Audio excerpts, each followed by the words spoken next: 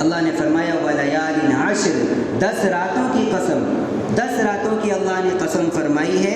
اس سے پتہ چلتا ہے کہ سال کی کوئی 10 راتیں ایسی ہیں جو اللہ کے نزدیک بڑی اہم ترین راتیں گنی جاتی ہیں اور شمار ہوتی ہیں، لیکن اللہ نے وضاحت نہیں فرمائی یہ کون سی 10 راتیں۔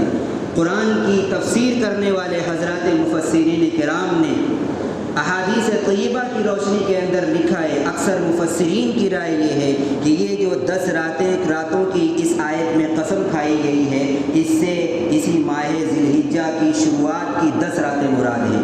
1 تاریخ سے لے کر بقرعید تک جو 10 راتیں آتی ہیں، یہ 10 راتیں اللہ نے ان 10 راتوں کی قسم کھائی ہے۔ اس سے اندازہ ہوتا ہے کہ اللہ کی نظر میں یہ ذی الحجہ کا مہینہ اور خاص طور سے اس کے شروعات کے جو 10 دن ہیں، جو پہلا عشرہ ہے، وہ بڑا اہمیت والا عشرہ ہے، وہ غفلت میں گزارنے والا عشرہ نہیں ہے۔ اللہ سے مانگنے کا اور اللہ سے اپنے سوالات اور حاجات کو پورا کرنے کا، عبادات میں لگ کر گزارنے کا عشرہ ہے۔ اگلی آیت اللہ نے فرمایا وَالشَّفْعِ وَالْوَتْرِ، قسم ہے جفت کی اور طاق کی۔ گنتی کے اندر جو عدد ڈبل آتا ہے، 2 4 6 8 10، جس کو ہم اردو میں جوڑا کہتے ہیں، جفت کہتے ہیں، اسی کو عربی زبان کے اندر شفع کہا جاتا ہے۔ شفع کا معنی وہ گنتی جو ڈبل ہو کر آتی ہے، جیسے 2 4 6 8 10 12 ایسے ہی گنتے چلے جائیں۔ اور طاق اس عدد کو کہا جاتا ہے جو فٹ کر میں آئے، جو سنگل کے اندر آتی چلی جائے، جیسے 1 3 5 7 9 11۔ اللہ نے جفت کی بھی قسم کھائی ہے، طاق کی بھی قسم کھائی ہے۔ اب یہ جفت اور طاق سے کون سا دن مراد ہے؟ مفسرین فرماتے ہیں کہ جفت سے مراد 10ویں ذی الحجہ کا دن ہے، جس کو ہم بقرعید کا دن کہتے ہیں، اور جس کو شریعت میں یوم النحر کہا جاتا ہے، یعنی قربانی کرنے کا دن۔ اور طاق سے مراد اس سے پہلے والا 9ویں تاریخ کا دن ہے، جس کو ہم لوگ عرفہ کا دن بھی کہتے ہیں۔ تو یہ پورے عشرے کی اللہ نے قسم کھائی ہے 10 راتوں کی، اور پھر خاص طور سے 9ویں تاریخ کی قسم اور پھر 10ویں تاریخ کی قسم۔ ان 10 دنوں کی قسمیں کھا کر اللہ رب العالمین نے یہ احساس دلایا ہے کہ میرے بندو یہ ایام بڑے ہی اہمیت والے ایام ہیں، اس لیے ہمیں ان ایام کے اندر خاص طور سے عبادت کا اہتمام کرنے کی کوشش کرنی چاہیے۔ کون سی عبادت ہم ادا کریں؟ اللہ کے نبی صلی اللہ علیہ وسلم نے حدیث پاک میں اس کی طرف بھی کچھ نشاندہی فرما دی ہے۔ چنانچہ ایک حدیث کے اندر آپ علیہ الصلاۃ والسلام نے ارشاد فرمایا کہ ما من ایام العمل الصالح فیہن احب الی اللہ عز وجل من هذه الایام العشرہ، کہ اللہ رب العالمین کو عبادت کے اعمال کسی دوسرے دنوں کے اندر اتنے زیادہ محبوب اور پسندیدہ نہیں ہیں جتنا کہ ان 1 سے لے کر 10 تاریخ تک میں کیے جانے والے نیک اعمال اللہ تعالیٰ کو محبوب اور پسندیدہ ہیں۔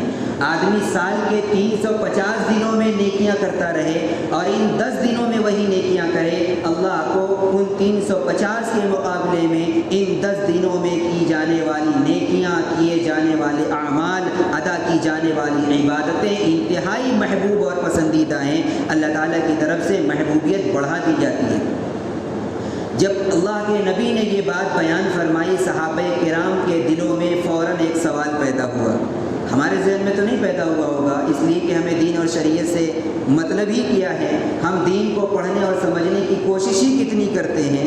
دنیا کے فیلڈ میں اور دنیا کی لائن میں تو ہم آگے سے آگے جانے کی کوشش کرتے ہیں، انٹر بھی ہو جائے، ایم اے بھی ہو جائے، بی اے بھی ہو جائے، بی کام بھی ہو جائے، ڈاکٹر بھی بن جائے، انجینئر بھی بن جائے، پروفیسر بھی بن جائے، وغیرہ وغیرہ، لیکن دین کے معاملے میں ہمارا نقطۂ نظر اس کے بالکل برعکس ہے۔ ہمیں سمجھتے ہیں دین کوئی سیکھنے کی چیز تھوڑی ہے، دیکھتے دیکھتے ہم سیکھ جائیں گے، جیسے مولوی صاحب کو نماز پڑھتے ہوئے دیکھ لیں گے ایسے اٹھا پٹک ہو جائے گی، نمازیں ادا ہو جائیں گی، جیسے ماں باپ کو بھوکا رہتے ہوئے صبح سے شام تک دیکھتے ہیں ایسے ہی بھوکے رہ جائیں گے، روزہ ادا ہو جائے گا، حج کرنے جائیں گے جیسے اور لوگ گھوم رہے ہوں گے، چکر کاٹ رہے ہوں گے کعبہ کے ارد گرد، ہم بھی ایسے ہی گھوم جائیں گے، طواف ادا ہو جائے گا، سیکھنے کی کیا ضرورت ہے؟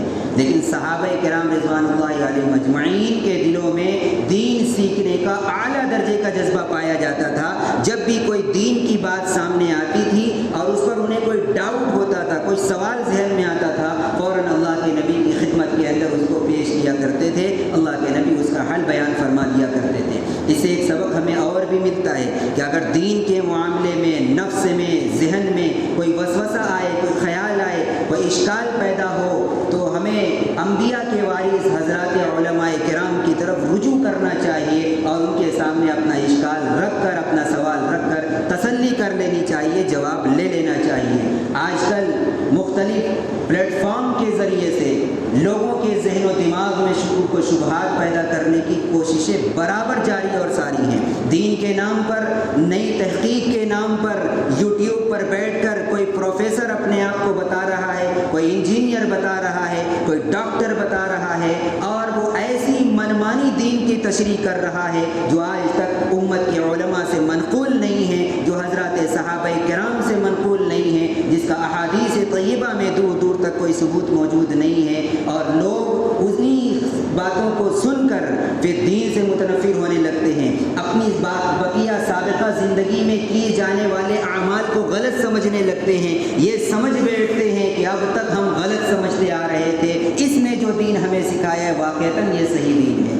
ایسے موقع پر ہمارا نظریہ کیا ہونا چاہیے کہ جب یہ خیال, یہ شک ذہن و دماغ میں پیدا ہو, فوراً اپنے علاقے کے علماء کی طرف رجوع کریں, ان سے پوچھیں کہ ہمارے سامنے ایسی ایسی باتیں آ رہی ہیں, ہمیں ذہن میں شک پیدا ہو رہا ہے, آپ بتائیے کہ کیا یہ بات صحیح ہے یا غلط ہے. تو تسلی ہو جائے گی, تشفی ہو جائے گی, انسان غلط نظریات اختیار کرنے سے, گمراہ ہونے سے محفوظ ہو جائے گا. تو بہرحال صحابہ کرام نے جب یہ بات اللہ کے نبی سے سنی کہ ان 10 دنوں میں اگر کوئی نیک عمل کیا جائے, سال کے بقیہ ایام میں کیے جانے والے اعمال کے مقابلے میں اللہ کو انتہائی محبوب ہے, انتہائی پسندیدہ ہے, فوراً سوال کر بیٹھے, یا رسول اللہ ولا الجہاد فی سبیل اللہ, اللہ کے رسول جہاد کی ہم نے بڑی فضیلتیں سن رکھی ہیں. اللہ نے قرآن میں مجاہدین کا جگہ جگہ تذکرہ فرمایا ہے, ان کے لیے بڑی بڑی بشارتیں ہیں, جنت کا وعدہ ان سے, مغفرت کا وعدہ ان سے ہے. آپ نے بھی اپنی احادیث کے اندر مجاہدین کے لیے بڑے بڑے اجر و ثواب کے اور بشارتوں کے وعدے فرما رکھے ہیں. تو کیا وہ مجاہد جو اللہ کے راستے میں جہاد کر رہا ہے وہ بھی اپنے اجر اور ثواب کے لحاظ سے پیچھے رہ جائے گا, اور ان 10 دنوں میں نیک عمل کرنے والا انسان اس سے بھی ثواب میں آگے بڑھ جائے گا؟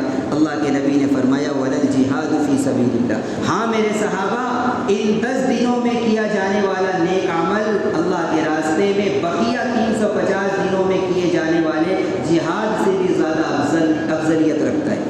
سوچئے کتنا نواز رہے ہوں گے اللہ تعالیٰ کہ جہاد بھی پیچھے چھوٹ رہا ہے اجر اور ثواب کے اندر. الا رجل خرج بنفسه وماله فلم يرجع من ذلك بشيء. ہاں ایک صورت آپ نے بیان فرمائی, ایک آدمی اپنا جان بھی اپنا مال بھی اللہ کے راستے میں لے کر نکل گیا اور دونوں کو اللہ کے راستے میں اس نے لوٹا دیا. جان بھی اللہ کے راستے میں قربان کر دی, مال بھی اللہ کے راستے میں نچھاور کر دیا, کچھ بھی لے کر گھر واپس نہیں لوٹا. تو اس کی تو افضلیت ہے, بقیہ اور جتنے بھی نیک اعمال ہیں وہ ان 10 دنوں میں کیے جانے والے نیک اعمال کی برابری نہیں کر سکتے. ایک دوسری روایت میں اللہ کے نبی صلی اللہ علیہ وسلم نے ارشاد فرمایا یعدل صیام کل لیلۃ منها صیام سنۃ وقیام کل لیلۃ منها بقیام لیلۃ القدر. ان 10 دنوں میں سے اگر کوئی ایک دن روزہ رکھے تو ایک روزہ اجر اور ثواب کے لحاظ سے 1 سال کے روزوں کے برابر ہے. اب 1 تاریخ سے لے کر 9 تاریخ میں کوئی ایک دن بھی نفلی روزہ رکھ لیں, 1 سال کے برابر روزوں کے برابر اللہ تعالیٰ اجر اور ثواب عطا فرمائیں گے. اور فرمایا ان 10 راتوں میں سے کسی ایک رات میں بھی بندہ اگر عبادت کر لے تو ایسا ہے جیسے اس نے شب قدر کے اندر عبادت کر لی ہو. جو اجر اور ثواب شب قدر میں عبادت کرنے پر اللہ تعالیٰ عطا فرماتے ہیں, وہی اجر و ثواب ان 10 راتوں میں سے کسی ایک رات میں ادا کر لینے پر, عبادت کر لینے پر اللہ رب العالمین کی طرف سے بندوں کو عطا کیا جاتا ہے, نوازا جاتا ہے. کیا اندازہ ہے اللہ رب العالمین کی رحمتوں کا. دن میں روزہ رکھا جائے سال بھر کے روزوں کے برابر, رات میں انسان عبادت کر لے شب قدر کی عبادت کے برابر اجر ثواب. میں یہاں ایک بات کہا کرتا ہوں کہ شب قدر کو اللہ تعالیٰ نے رمضان کے اندر مخفی کر دیا ہے, چھپا دیا ہے. یقینی طور پر کسی کو نہیں معلوم ہے کب ہوگی. ہم صرف وہم و گمان کے اوپر تلاش کرتے رہتے ہیں, ممکن ہے آج کی رات میں مل جائے, آج کی رات میں مل جائے. لیکن یہ 10 راتوں میں اگر عبادت کرے تو شب قدر کے برابر ثواب کا ملنا یقینی ہے. وہاں تو احتمالی ہے, یہاں یقینی ہے. لیکن اس کے باوجود لوگ ان راتوں کو اہمیت کی نگاہ سے نہیں دیکھتے. رمضان کے آخری عشرے میں تو کچھ طلب اور کچھ حصول کی جستجو لوگوں کے اندر پائی جاتی ہے, لیکن یہ عشرہ بالکل ہی غفلت کی نظر ہوتا ہوا آنکھوں سے نظر آتا ہے۔ اس لیے میرے بھائیوں بزرگوں، ہمیں اس عشرے کو غفلت میں نہیں گزارنا چاہیے، کچھ نہ کچھ نفلی عبادات کا بھی اہتمام کر لینا چاہیے۔ خاص طور سے ان 10 دنوں کے اندر ہم مغرب اور عشاء کی نماز جماعت کے ساتھ ادا کرنے کی کوشش کریں، اس لیے کہ رات کا جو آغاز ہوتا ہے وہ غروب آفتاب کے بعد سے شروع ہو جاتا ہے۔ تو غروب آفتاب کے بعد مغرب کی نماز ہم نے پڑھ لی، سنتوں کی ادائیگی کے بعد 2-4 رکعت نوافل کی پڑھ لیں، عشاء کی نماز سنتوں فکروں سے فراغت کے بعد 2-4 رکعت ہم ادا کر لیں، تو اس طریقے سے ہمیں شب قدر کے اندر ادا کی جانے والی عبادت کے برابر اجر اور ثواب عطا ہو جائے گا۔ امام احمد بن حنبل رحمۃ اللہ علیہ نے اپنی مسند کے اندر ایک روایت نقل فرمائی ہے کہ اللہ کے نبی صلی اللہ علیہ وسلم نے ارشاد فرمایا، اکثروا فیہا من التسبیح والتہلیل والتحمید، ان 10 دنوں میں خاص طور سے 3 تسبیحات کا اہتمام کیا کرو، کثرت کے ساتھ تحلیل یعنی لا الہ الا اللہ محمد الرسول اللہ کا ورد کیا کرو، جتنا ہو سکے، گن گن کر نہیں کرنا چاہیے کہ انگلیوں پر شمار کر رہے ہیں 33 مرتبہ ہو گیا، ایک تسبیح پڑھ لی 100 مرتبہ ہو گیا۔ جب ہم اللہ سے لینے کی باری آتی ہے تب تو نہیں گنتے ہیں کہ اللہ تعالیٰ کی طرف سے گن کر دیا جائے، اور جب اللہ کی عبادت کرنے کا موقع آتا ہے تو ہم گننے لگتے ہیں۔ اس لیے ان لمیٹڈ پڑھنے کی کوشش کرتے رہنا چاہیے۔ ویسے بھی زبان سے پڑھنے میں کچھ خرچ تو نہیں ہوتا ہے، کام کا نہ حرج ہوتا ہے، نہ کوئی دقت ہے، نہ کوئی دشواری ہے، اس لیے کثرت کے ساتھ لا الہ الا اللہ محمد الرسول اللہ کی تسبیح پڑھتے رہیں۔ اگر اکتاہٹ پیدا ہونے لگے دوسری تسبیح شروع کر دیں۔ اللہ کے نبی نے فرمایا والتحمید، ان 10 دنوں کے اندر کثرت کے ساتھ الحمدللہ الحمدللہ پڑھتے رہا کرو۔ کتنا آسان سا جملہ ہے کہ اس کے لیے کوئی پڑھا لکھا ہونا بھی ضروری نہیں ہے، جاہل سے جاہل انسان بھی بڑی آسانی کے ساتھ ایک مرتبہ سن کر یاد کر لے گا، الحمدللہ پڑھ سکتا ہے۔ اور اسی طریقے سے سبحان اللہ اس عشرے کے اندر کثرت کے ساتھ ان تینوں تسبیحات کا اہتمام رکھنا چاہیے۔